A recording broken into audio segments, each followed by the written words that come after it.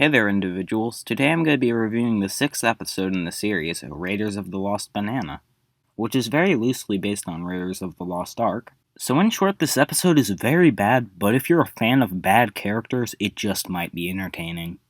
The episode begins with an introduction of Polly Roger, and by an introduction I mean Polly Roger is just here for some reason with no explanation.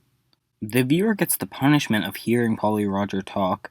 It doesn't really matter what Polly Roger is talking about because it's bound to just be squawks or half-audible pirate jargon that is completely out of place. Another reason why Polly Roger is so bad is simply because of its appearance. The head and neck is separate from the body, and this leads to it constantly protruding in a disgusting manner. Generally, I don't find this show's animation that bad, but Polly Roger's animation is just awful in all regards. Usually it just randomly flaps while its head gyrates. So almost every joke involving Polly Roger is extremely uncomfortable and bad, to the point where it's hard to even call the jokes jokes. Really, the only thing that matters in this sequence is that Polly Roger is to take the crystal coconut. One off-putting aspect of the scene is the Kremling's line.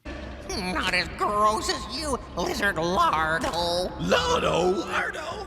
Let me at him. So he acts angrily without moving at all.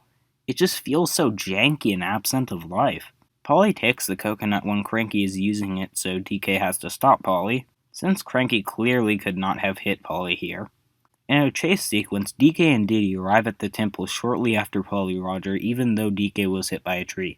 Therefore, I would estimate that DK travels at roughly 39 miles per hour or 64 kilometers per hour, which is concerning news. Also, I think I should mention that Polly Roger is very bad at being a bird, considering how it can get beat up by some ape and his son. What a dodo bird!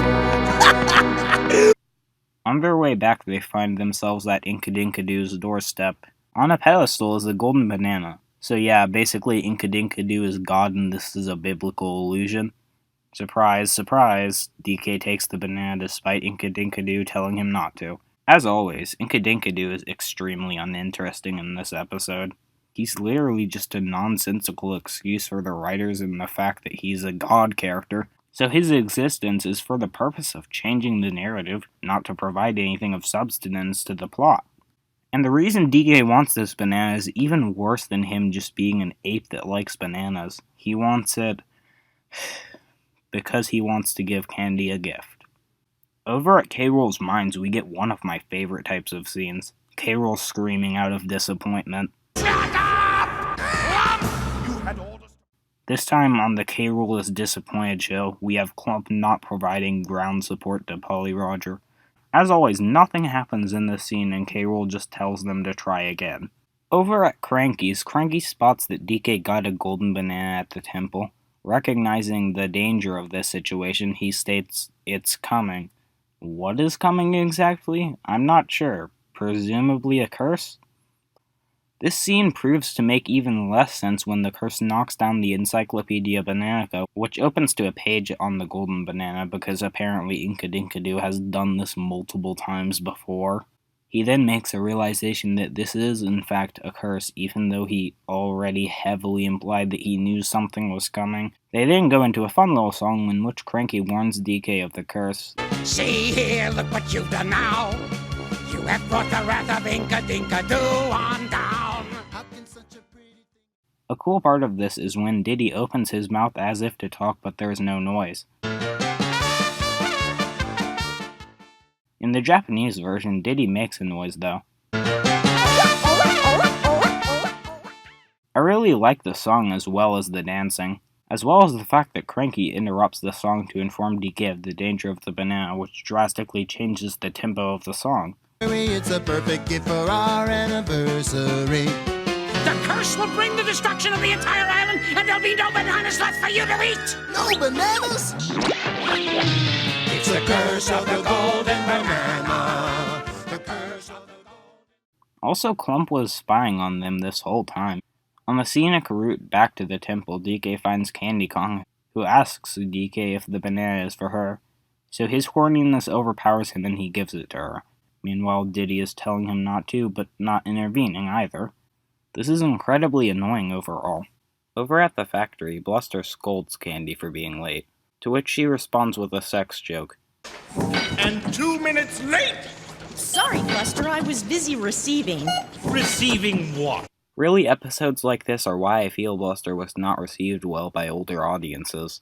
In addition, episodes like this do not use Bluster at his best, they just use him for lines of him saying, "Candy, you're late," to fill up time.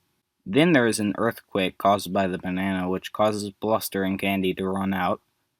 I was getting to the copter so I could airlift you out. Right. Least you can do is give me a lift home. Of course. Hop in.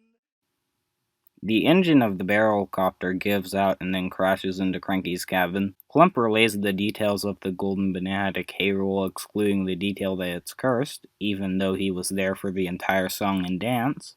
Candy still does not believe that the banana is cursed, and DK and Diddy still make no attempt to take the wretched fruit. In this sequence, Candy also emotionally manipulates DK by threatening their date.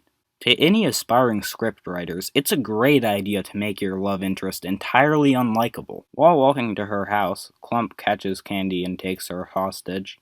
Over at DK's house, they find Polly Roger eating crackers in a fridge. Because Polly Roger can open a fridge door like a bear, apparently, Polly Roger does this to switch sides because the screenwriters, Polly Roger, wanted to tell DK that Candy was hostage in K. Rool's minds.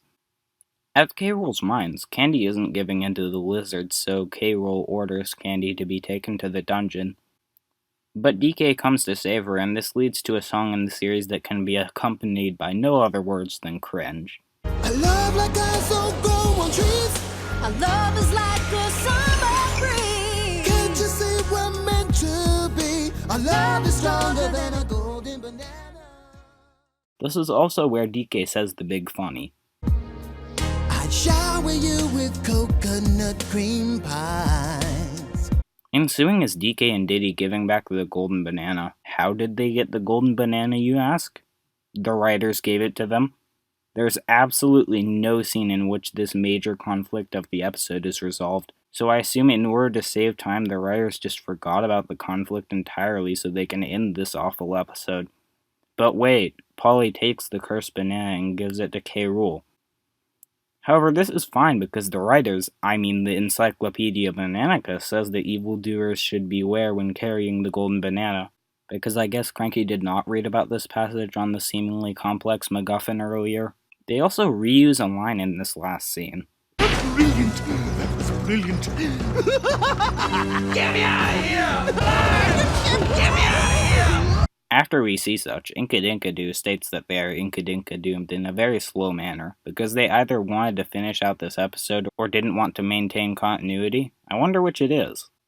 What this episode does effectively is takes the best characters at their worst, and the worst characters at their worst, and then stirs it together to make this disgrace. And that's really only half of my problem with this episode, the other being that it feels extremely rushed and awkward, particularly in the end. There's very little thought put into this episode. The characters they choose for this episode are all clunky and unenjoyable. Candy Kong is the worst, K. Rool is boring, Clump is mildly boring, DK doesn't bring anything special to this episode, and has his stupidity/horniness used to drag this episode's carcass to the 23-minute mark. I really do not like this episode because it's just not charming for the majority of the episode. If every episode was like this, I definitely would not be into this show. But, is it the worst episode? Sadly, no, it probably isn't. For parts of this episode, such as the action sequences in the temple, it's alright, and at times such as in the K. Rool scenes, this episode is merely boring. The current worst episode in my rankings is Message in a Bottle Show, on account of its overall lack of substance and reusing clips resulting in it being extremely boring. But the thing is, Message in a Bottle Show is just incredibly boring at its second worst, its worst being reusing Bluster Kong's misogynistic joke. Banana cream, your favorite. Rejected. Watching my figure. Don't bother. I'm watching it for you.